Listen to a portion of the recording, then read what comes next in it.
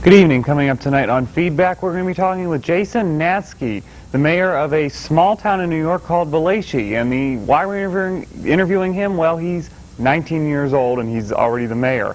And we'll be talking with Jerry Altenberg, the new director of SAFE here in Clarion. That's all coming up tonight on Feedback.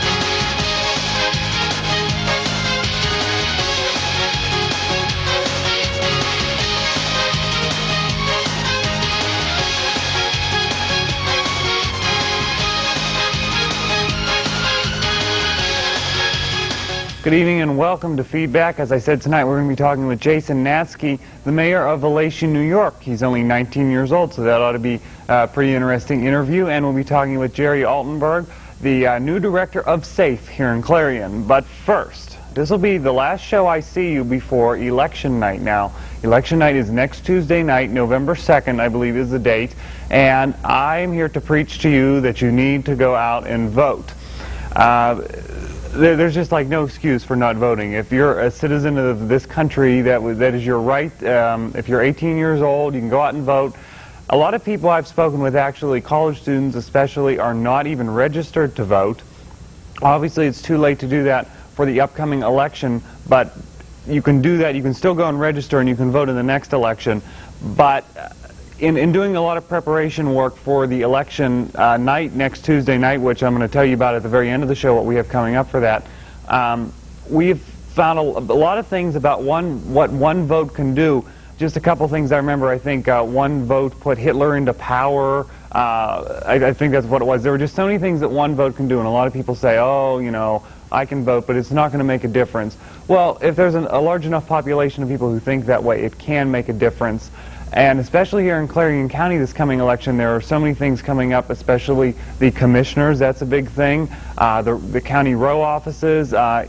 In Clarion Borough, there are some borough officers up for re-election. So I strongly suggest that you get out there and vote. I can't emphasize it anymore. And if you haven't registered to vote, make sure you do that. Either right here at the Clarion Courthouse or wherever you're from. If college students are watching this, wherever you're from, I'm a college student and I'm from Allegheny County, and in fact I have it here, my absentee ballot to be mailed in. That I have to do that later today. It's like absolutely paramount that you get out there and vote. Like I can only preach to you so long about this, but it really is important, and that's what this country is founded on, a democracy, and voting is extremely important. So I'll get off my soapbox for that for now. But as I said, coming up a little bit later in the show, we're going to be talking to Jerry Altenberg from SAFE. She's the new director there. That's coming up later. But first, when we come back after the break, we're going to be talking with Jason Natzke over the phone. He is a mayor of a small town called Vallejo, New York. That's coming up after this.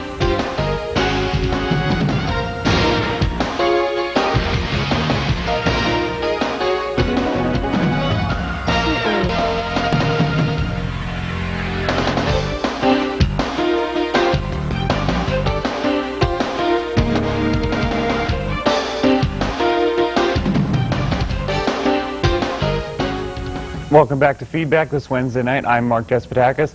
As I said just in the last segment about getting out and voting, my next guest I'm sure knows the importance of getting out and voting. He is the 19-year-old mayor of Vallejo, New York. It's a small town in New York, and his name is Jason Natzke. And we'd like to thank Jason for joining us. And Jason, could you tell us about the town that you're the mayor of? Sure. The village of Vallejo is an old mill town that has transformed over the years. Originally started, it's located at the meeting of two bodies of water, the Vallejo Kill and the Kinderhook Creek, which form waterfalls, which the waterfalls were used as power source, which is why we have a mill. This became a mill town.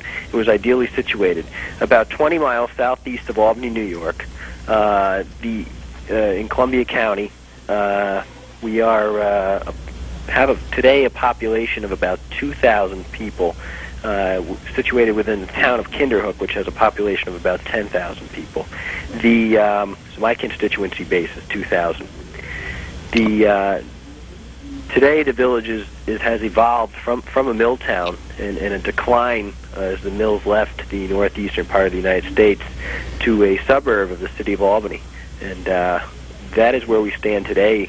We have two populations, that of the older generation, which worked in the mills, and that of the new people who've moved in, the newer generations, and use this as a commuting hub to the city of Albany. Okay, we hear a lot about teenagers and running for office. Well, actually, we don't hear about them running for office. We hear about their dreams and things like that. What actually prompted you to run for mayor?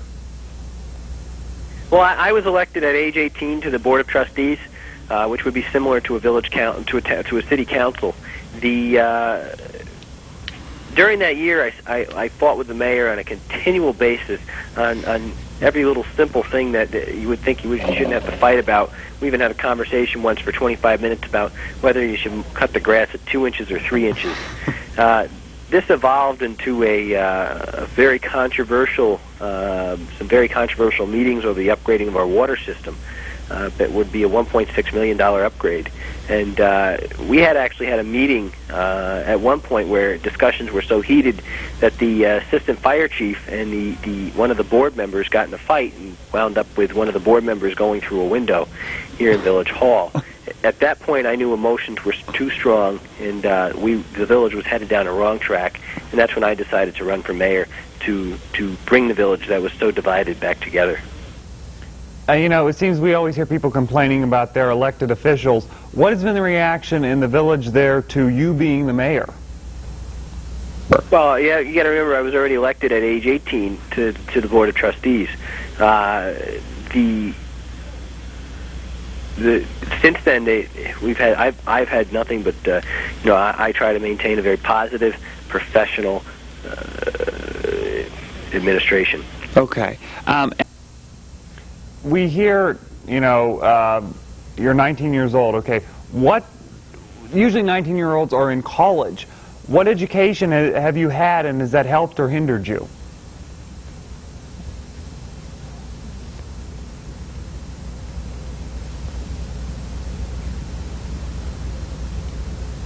I think we lost the connection. Or do we have him back? We may have lost him. We're going to go ahead and take a break. Maybe we'll get him back a little bit later, but when we come back, we'll be talking with Jerry Altenberg, the new director of SAFE, after this.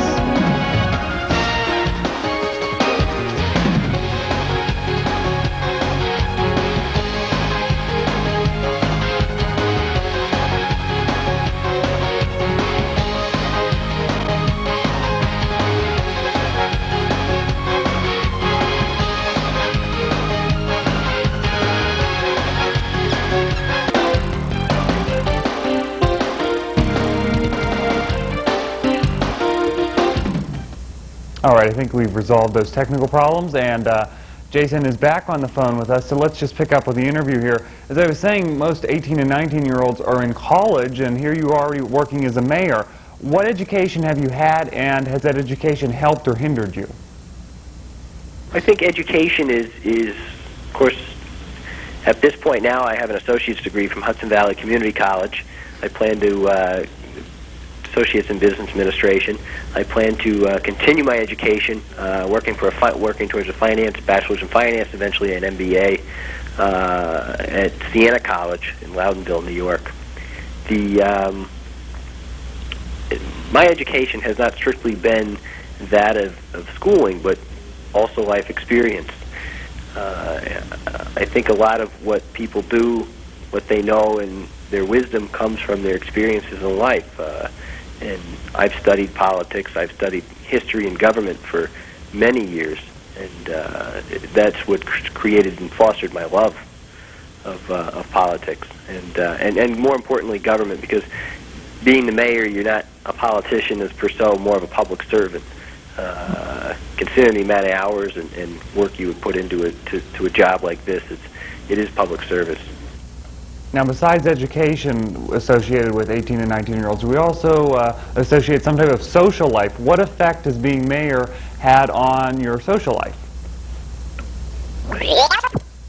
My social life is, I have maintained a continual group of very important friends to me, and continue to do so. I would never want to be friends with somebody just because they think I'm great because I'm the mayor. Mm-hmm. So, how long have you been mayor, and what's up next for you? Of the village since April 1st. And what's next? Since then, we've laid the groundwork. We've created a nonprofit corporation which sole duty is to act as the economic development arm of the village government. We've worked to develop a 43-acre nature trail, or nature preserve, which will include over 2 miles of trails. And in doing so, we've built the foundation and plans.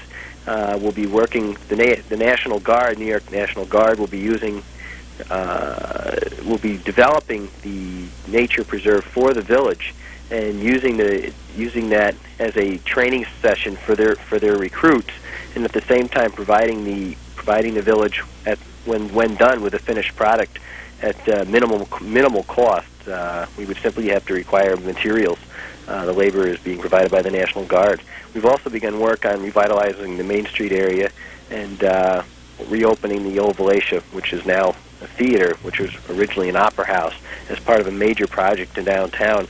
And we've just about finished upgrading the water project, which was so controversial for so long.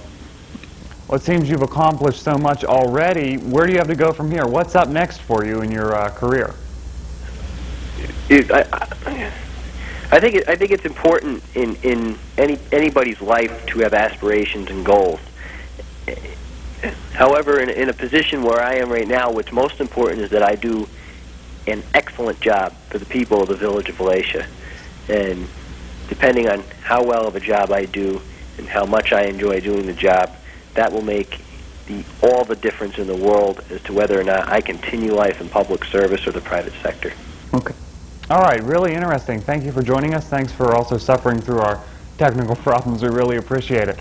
Okay, we're going to switch gears now. Moving on, joining me on the set now is Jerry Altenberg. You are the new director of SAFE here in Clarion. Yes, I am. Could you tell us what SAFE is? SAFE stands for Stop Abuse for Everyone, and it is a nonprofit agency that serves victims and provides emergency and counseling services to victims of domestic violence. And domestic violence can mean family violence, as well as dating violence. Okay. Now, you're new to SAFE, am I correct in that? Yes, I am. How long have you been here? 3 weeks approximately now, so I'm very new to SAFE. Okay. What does your job entail over there? I'm the executive director, so my job entails a lot of just a little of everything.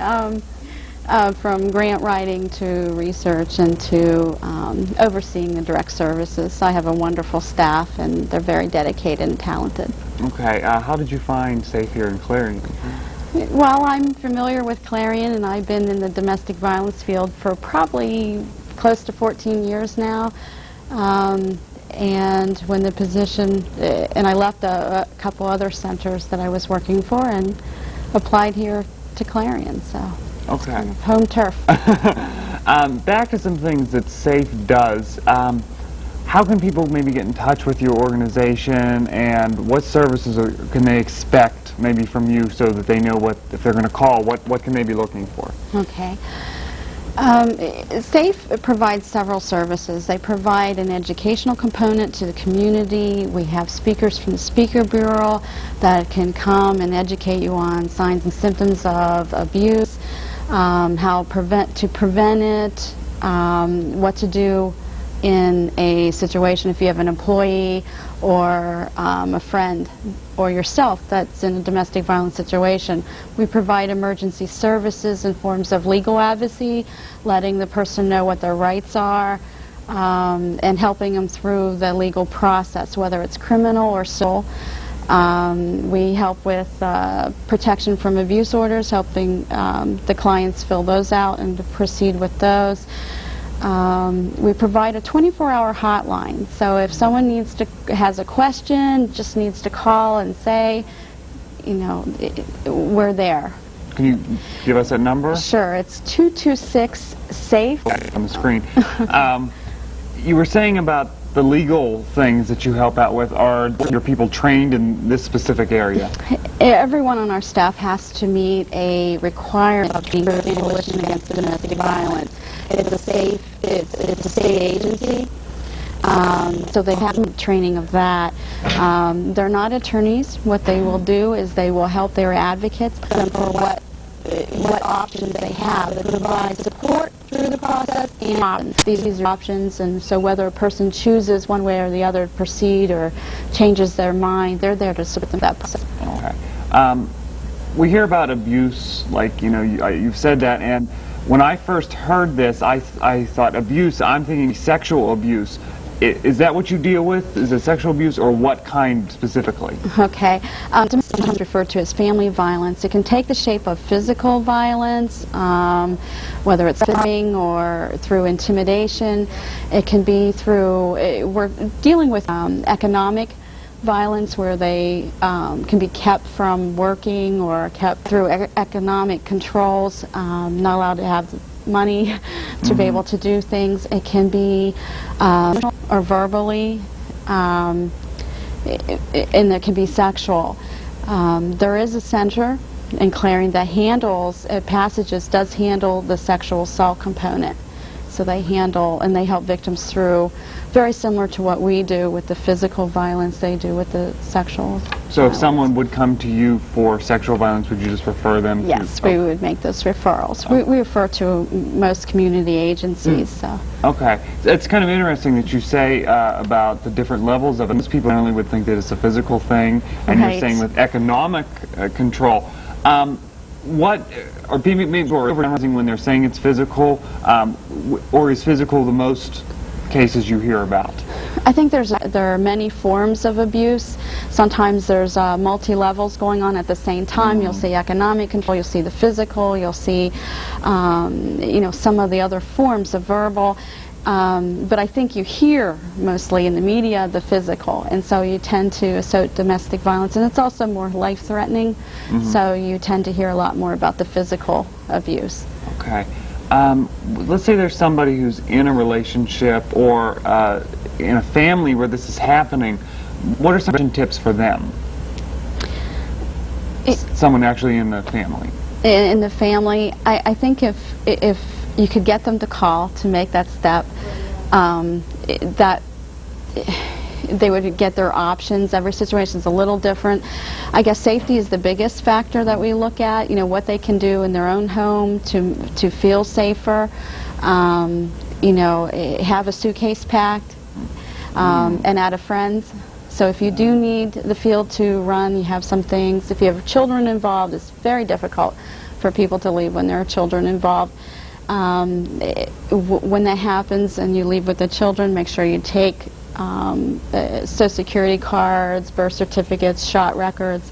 You know, those are things that you'd want to have copies and at your friend's house, you know, Right. just in case of. Okay. It kind of surprised me there. You said to get the people to actually take action. That surprised me. Are people in these in an abusive relationship, or do they not want to take action? I think the dynamics, there are many reasons why people stay in an abusive situation. The leaving process actually takes, on an average, they estimated 1 to 7 times of actually going through the leaving process before they're capable and have that support in place to leave. Now that's an average. It doesn't mean Right. that it happens that way all the time. There's a lot of reasons it's very difficult to leave. A lot of times children are involved. I guess if you think of it, in domestic violence, you have someone who knows everything about you. You know, normally who you know, who you don't know, where you would go, where you wouldn't go. And so when you have that, it's like a personal terrorist. And when you have that person looking at you and knowing where you're going to go, where you're not going, you have very limited income because you probably don't have control over it. You could make a lot of money, work, be professional, and not have control over it. Where are you going to go? you know, because they're going to know everywhere. So what we do is we help with some of those options. Oh. So maybe let's talk about the people that this happens to. Maybe the stereotype would be a low socioeconomic level. Is that true, or is it always No, it's not true. I think it's portrayed that way because technically when you gather the stats, a lot of times they gather them from emergency rooms or from other services that will see a little bit more of the lower socioeconomic spectrum, but because there might be some other options. They can go to their private physician, they can go, you know, if there are different income levels. It happens across all income levels, all religions, you know, all race, ethnic backgrounds, and it happens in heterosexual and homosexual relationships. There really isn't a class that it does not happen to. And let's say that you're the third party in this, you know of it going on. What can you do through the third party? Probably the hardest thing is to be supportive. And the country has a domestic violence center, and in Pennsylvania we have a coalition that is a resource there too. And if you would call 1-800-SAFE, that's a national hotline, and no matter where you are or where you need to go, they'll connect you to a program closest to you. So there's information out there. So if you know someone who's in a situation, I guess I would say that it is your business, you know, get involved, you know, give some options.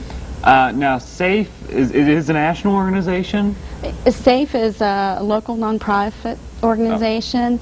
The National Resource Center and the National Coalition Against Domestic Violence has a hotline number. And that's 1-800-SAFE, and that'll connect you. It's not answered in Pennsylvania, but it'll connect you to anywhere that you're looking to go across the country to the closest domestic violence center nearest you.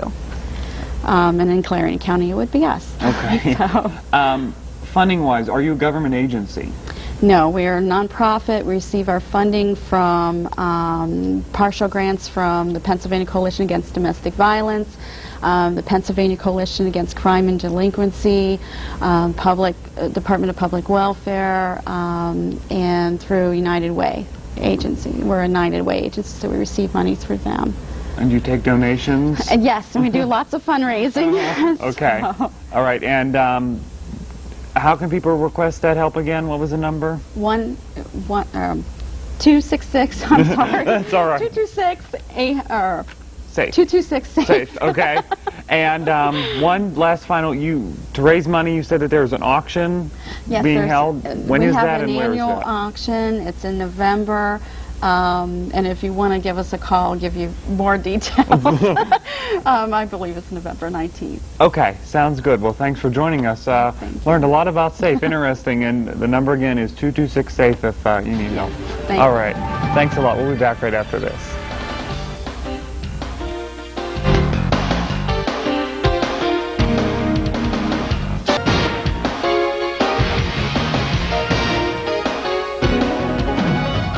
All right, welcome back to Feedback. Once again, I want to thank Jason Natsky, the mayor of Elation, New York, for joining us, and Jerry Altenberg, the new director of SAFE, for joining us. And as I said, get out and vote next Tuesday night. And next Tuesday night, make sure you tune into TV5. You won't see Feedback on, but you will see our special election night coverage. You'll want to tune in for that. And then Feedback does return next Wednesday night when we have Dr. Reinhardt, Dr. Diane Reinhardt, Clarion University president. That is next Wednesday night at 7:30. Thanks for joining us, and we'll see you next week on Election Night. TV5 News is next.